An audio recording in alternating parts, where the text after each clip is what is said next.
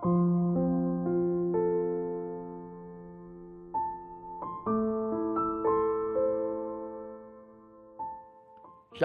Bapak Ibu Saudara kasih dalam Tuhan.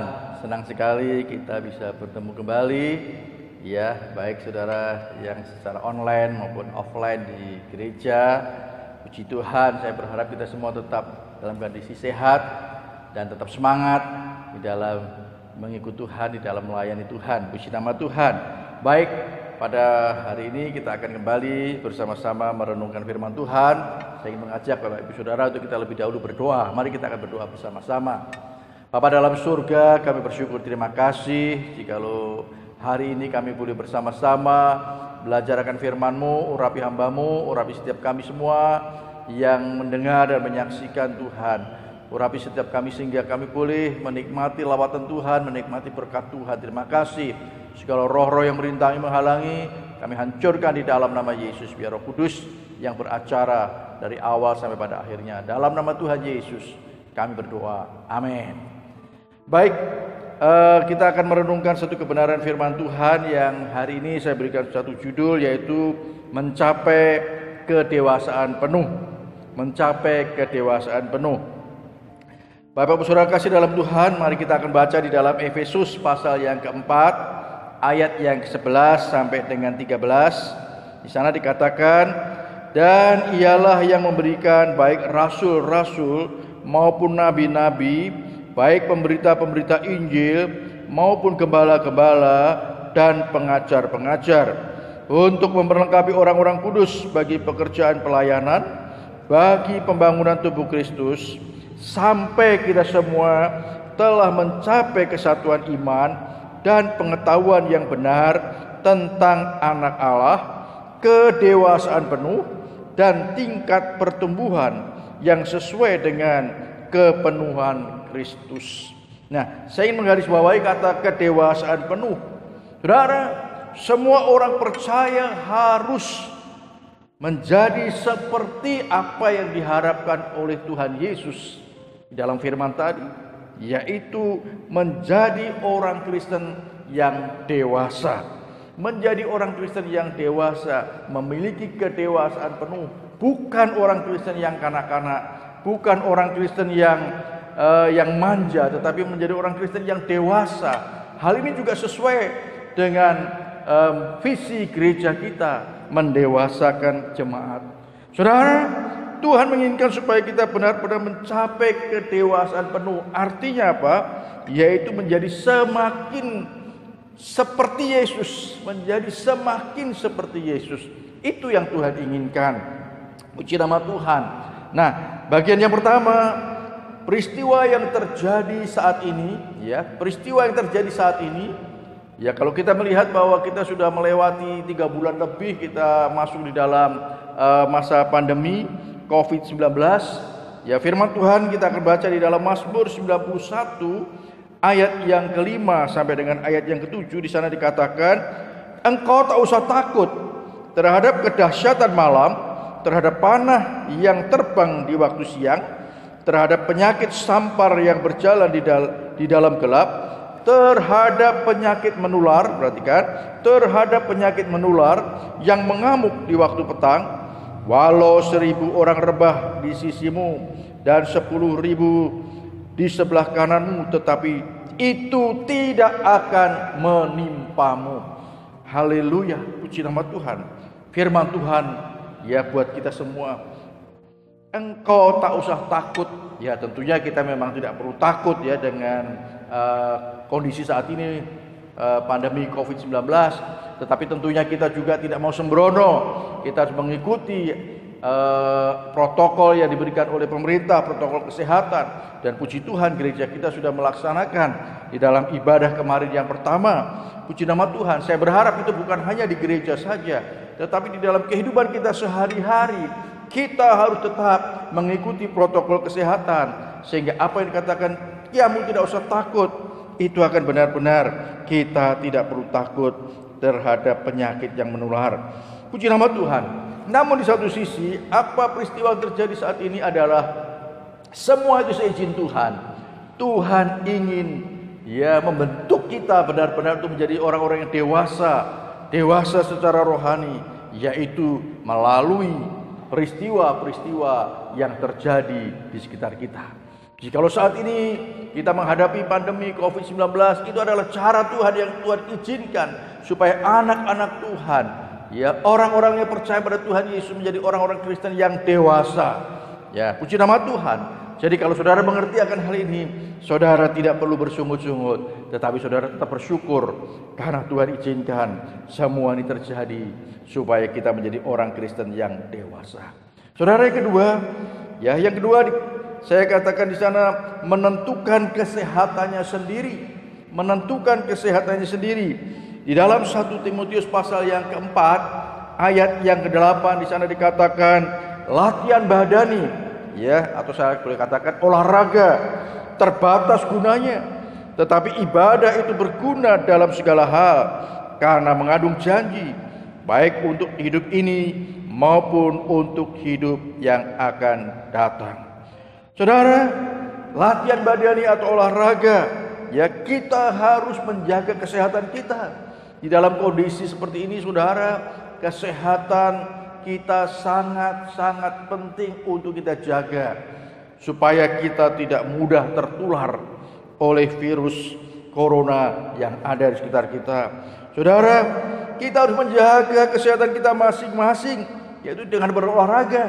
Walaupun firman Tuhan katakan latihan badani itu terbatas gunanya, tetapi artinya tetap berguna untuk kesehatan kita. Saudara, dan kita sendiri nanti yang akan menentukan bagaimana, apakah kita hari ini merasa sehat sehingga kita boleh layak untuk beribadah di gereja, apakah kita sedang tidak sehat sehingga kita harus ibadah secara online. Saudara, kita yang menentukan sendiri. Nah, kalau kita tidak menjaga kesehatan kita, kalau kita tidak menjaga kesehatan kita dengan berolahraga, dengan makanan-makanan yang bergizi, minum vitamin, saudara, ya, mengikuti protokol kesehatan, saudara, nanti berarti saudara kalau tidak sehat terus, saudara tidak bisa ikut beribadah di gereja. Ya, saya tidak membatasi, bukan berarti ibadah secara online tidak menjadi berkat buat kita, tetapi saudara, kita tentunya juga ingin. Saudara, saya berharap saudara, walaupun saudara usianya, ya, memenuhi kriteria, karena sekarang ini ditentukan bahwa yang bisa ibadah secara offline adalah usia 13 sampai 59 tahun. Saudara, saya berharap saudara tetap harus menjaga kesehatan. Jangan sampai saudara usianya memenuhi persyaratan, tetapi saudara tidak bisa beribadah karena saudara tidak sehat. Saudara, ini sangat penting, saudara. Kenapa saya kaitkan dengan untuk mencapai kedewasaan penuh? Karena kita diperhadapkan untuk menentukan diri kita sendiri. Apakah saya sehat? Apakah saya bisa ibadah secara online? Apakah saya bisa ibadah offline? Saudara menentukan sendiri.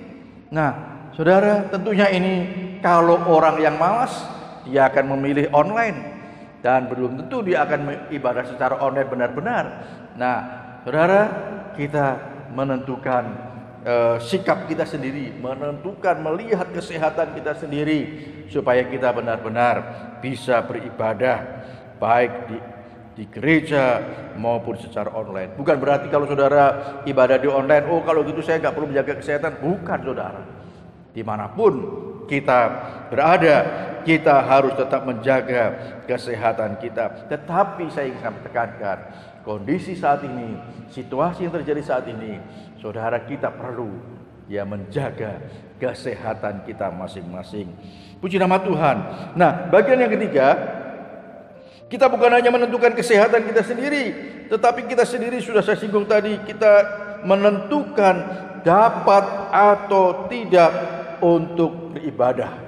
Ya, sekali lagi kita menentukan sendiri apakah kita dapat atau tidak dapat untuk beribadah.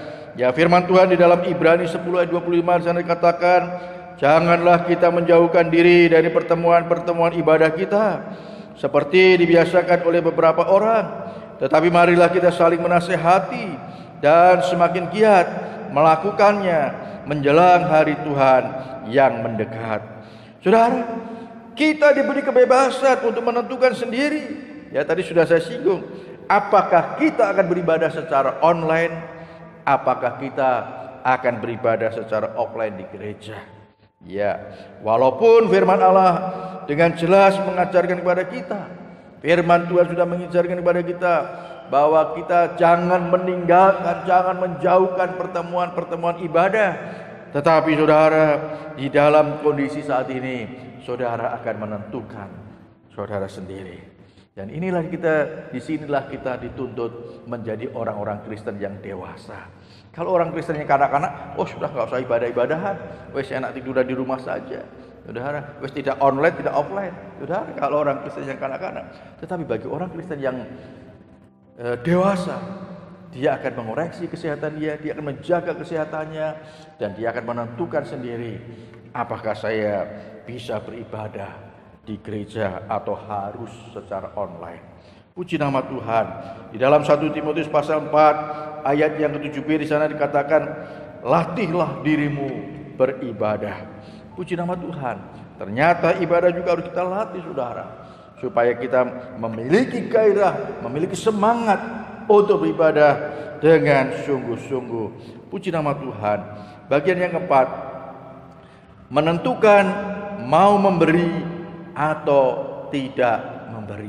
Nah, saudara, bagian daripada menentukan kedewasaan rohani kita, firman Tuhan juga mengajarkan kepada kita sendiri akan menentukan apakah kita mau memberi ataukah kita tidak akan memberi. Ya, dalam 2 Korintus pasal 9 ayat 6 dan 7 di sana dikatakan, camkanlah ini, orang yang menabur sedikit akan menuai sedikit juga, dan orang yang menabur banyak akan menuai banyak juga. Hendaklah masing-masing memberikan menurut kerelaan hatinya, jangan dengan sedih hati atau karena paksaan, sebab Allah mengasihi orang yang memberi dengan sukacita. Saudara, dalam ibadah waktu yang 30 menit saja, ya, kita tidak melakukan mengedarkan kantong persembahan secara keliling, saudara, tetapi disiapkan kotak di depan, sehingga itulah yang menentukan kita sebagai orang Kristen yang dewasa ataukah kita masih kanak-kanak. Kalau kita orang Kristen yang dewasa, kita tidak usah didorong, kita tidak usah harus diedari kantong persembahan, tetapi karena kita rindu untuk memberi, ya, rindu untuk memberi karena firman Tuhan katakan, berilah dan kamu akan diberi. Lebih berbahagia memberi daripada menerima. Dan Roh Kudus firman Tuhan juga mengajarkan kepada kita tadi, orang yang menabur sedikit akan menuai sedikit juga. Saudara, kita akan juga belajar untuk menjadi orang Kristen yang dewasa, yaitu dengan memberi.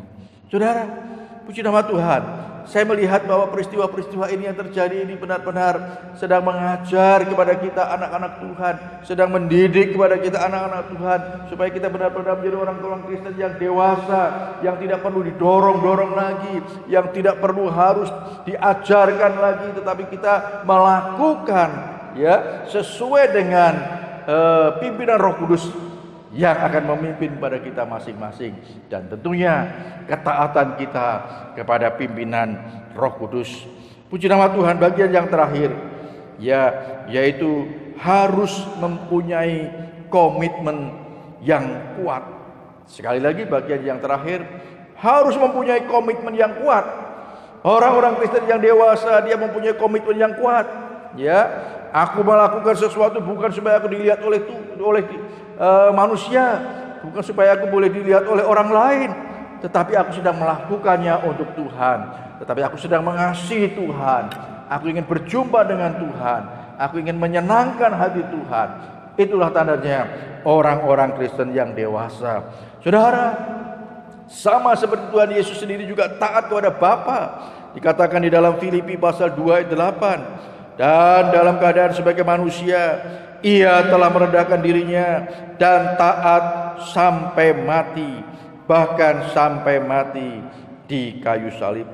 Yesus sudah memberikan teladan sebagai manusia, Ia taat sampai mati kepada Bapa, dan tujuan akhir kita adalah menjadi serupa dengan Yesus, menjadi seperti Yesus, dan kita harus belajar dari ketaatannya.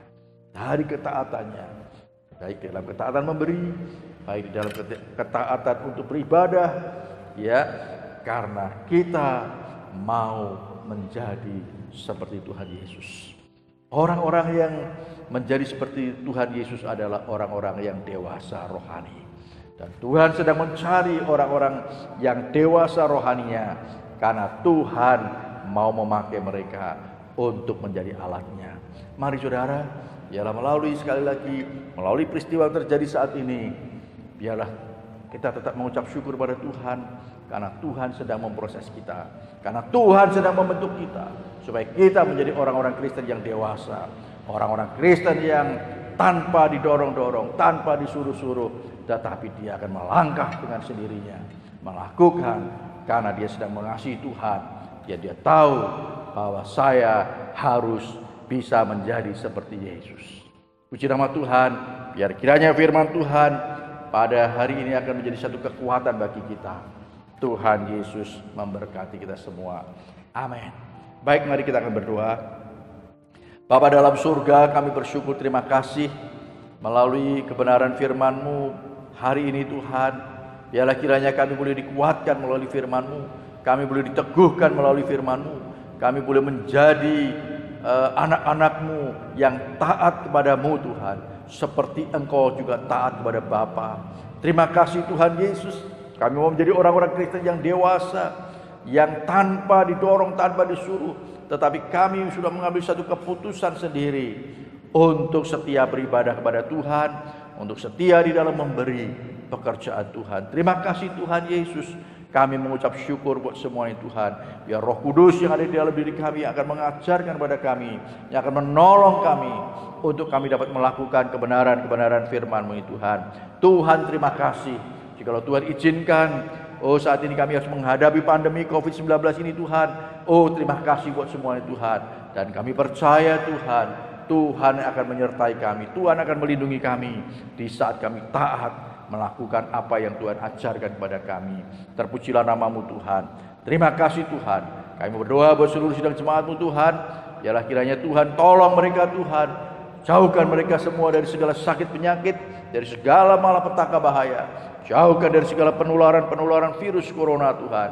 Kami tolak di dalam nama Yesus. Terima kasih Bapa.